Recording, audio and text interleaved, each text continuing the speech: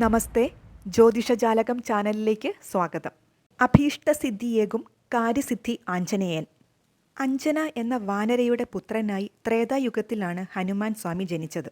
അഞ്ജനയാകട്ടെ ഒരു ശാപത്താൽ വാനരയാവേണ്ടി വന്ന ഒരു അപ്സരസ് ആയിരുന്നു. ഒരിക്കൽ ഉമാമഹേശ്വരന്മാർ വാനരരൂപികളായി വനത്തിൽ പ്രവേശിച്ചു. കുറേ നാളുകൾക്ക് ശേഷം വാനരരൂപിയായ പാർവതീദേവി ഗർഭിണിയായി. വാനരാവസ്ഥയിൽ ഗർഭം ധരിച്ചതിനാൽ ശിശു വാനരൻ ആയിരിക്കുമെന്ന വിവരം ദേവിയെ സന്തോഷിപ്പിച്ചില്ല.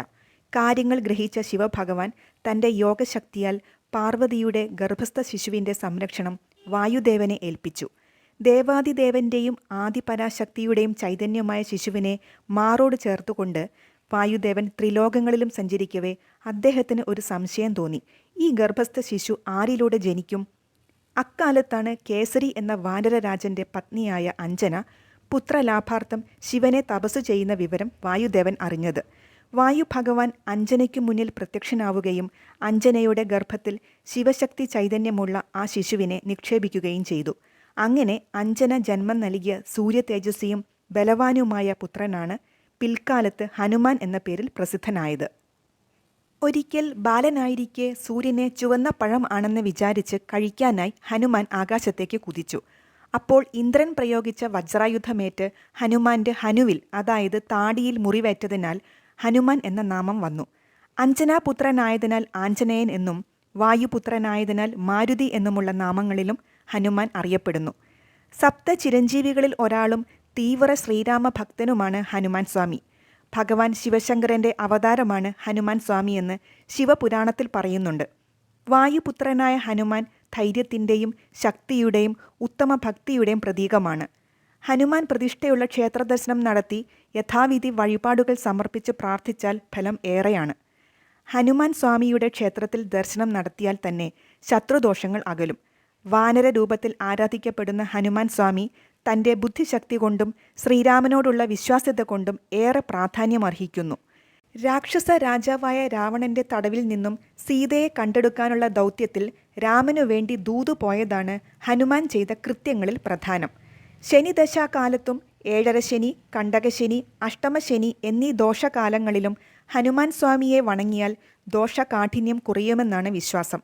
നവഗ്രഹ ദോഷങ്ങൾ, പ്രത്യേകിച്ച് ശനിദോഷം ഹനുമത് ഭക്തരെ ബാധിക്കില്ലെന്നാണ് വിശ്വാസം.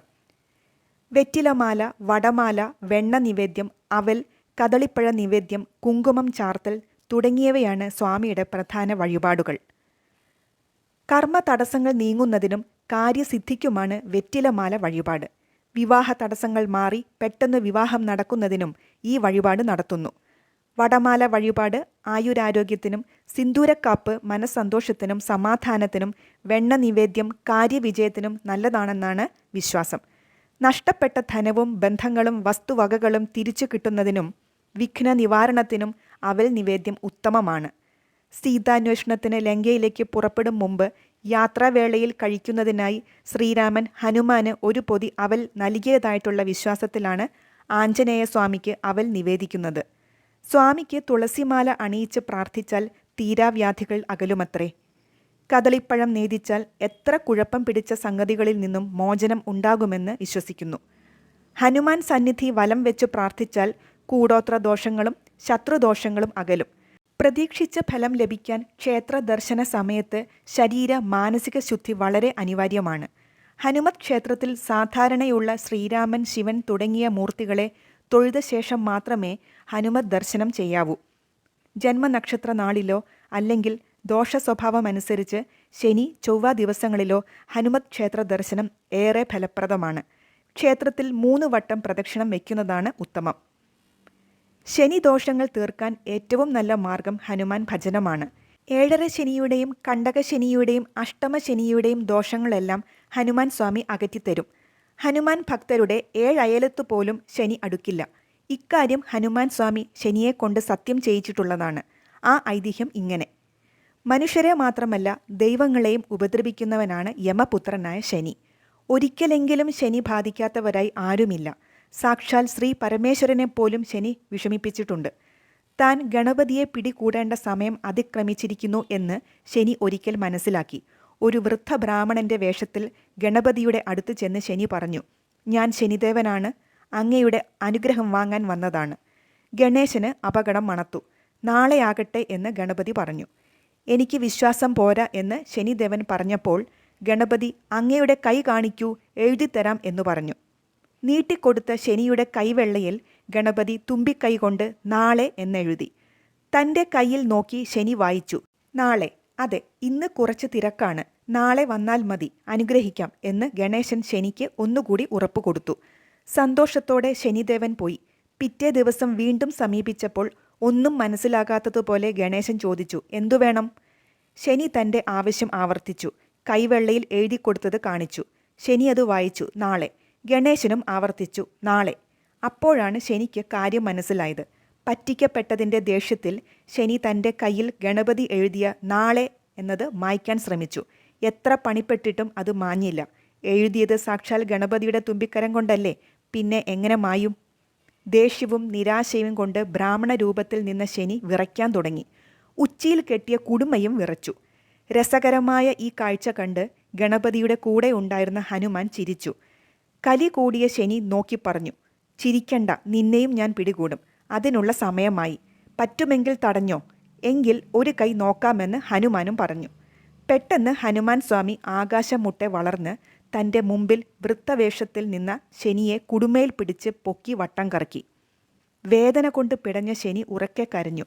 സഹിക്കാൻ പറ്റുന്നില്ല, എന്നെ താഴെ ഇറക്കൂ, ഞാൻ എന്തു വേണമെങ്കിലും ചെയ്യാം. ഹനുമാൻ ഈ അപേക്ഷ കേട്ടില്ല. അപ്പോൾ ശനി ഗണപതിയെ വിളിച്ച് കേണുകൊണ്ട് പറഞ്ഞു, നിങ്ങളെ രണ്ടുപേരെയും ഞാൻ ഉപദ്രവിക്കില്ല, ദയവായി എന്നെ നിലത്തിറക്കാൻ പറയൂ ഗണേശ. ഹനുമാൻ പറഞ്ഞു, ഞങ്ങളെ രണ്ടുപേരെ മാത്രമല്ല, ഞങ്ങളുടെ ഭക്തരെയും തൊടുക പോലുമില്ലെന്ന് സത്യം ചെയ്യണം. ഞാൻ സത്യം ചെയ്യുന്നു എന്ന് ശനി പറഞ്ഞു. ഹനുമാൻ ശനിയെ താഴെ ഇറക്കി. തല താഴ്ത്തി നടന്നുപോയ ശനിയെ നോക്കി ഹനുമാൻ പുഞ്ചിരിച്ചു. അതിനുശേഷം ഹനുമത് ഭക്തരെ ശനി പിടികൂടില്ല. ശനി ബാധിക്കാതിരിക്കാൻ ശനിദോഷക്കാലം പിന്നിടുന്നവർ അക്കാലത്ത് ദിവസവും രാവിലെ കുളിച്ച് ശുദ്ധമായി ഹനുമാനെ പ്രീതിപ്പെടുത്തുന്ന മന്ത്രങ്ങൾ ജപിക്കണം. കഴിയുമെങ്കിൽ ഹനുമാൻ ക്ഷേത്ര ദർശനവും നടത്തണം. ശനിയാഴ്ചകളിൽ ഹനുമാൻ ക്ഷേത്രത്തിൽ കഴിവിനൊത്ത വഴിപാട് നടത്തണം. അന്ന് രാവിലെയും വൈകിട്ടും 8 തവണ വീതം ഹനുമത് പ്രീതികരമായ മന്ത്രജപവും വേണം. ശനിദോഷമകറ്റാൻ ഹനുമാൻ സ്വാമിയെ ഭജിക്കുമ്പോൾ ഭഗവാൻ സഞ്ജീവനി മലയുമായി പറക്കുന്ന രൂപം സങ്കല്പിക്കണം. രാമലക്ഷ്മണന്മാരുടെയും മറ്റും വേദന അകറ്റിയതുപോലെ വളരെ വേഗത്തിൽ ഹനുമാൻ ശനിദോഷം അനുഭവിക്കുന്നവരുടെയും കണ്ണീരൊപ്പുമെന്നതിൻ്റെ പ്രതീകമാണത്രേ സഞ്ജീവനി മലയുമായി പറക്കുന്ന രൂപം.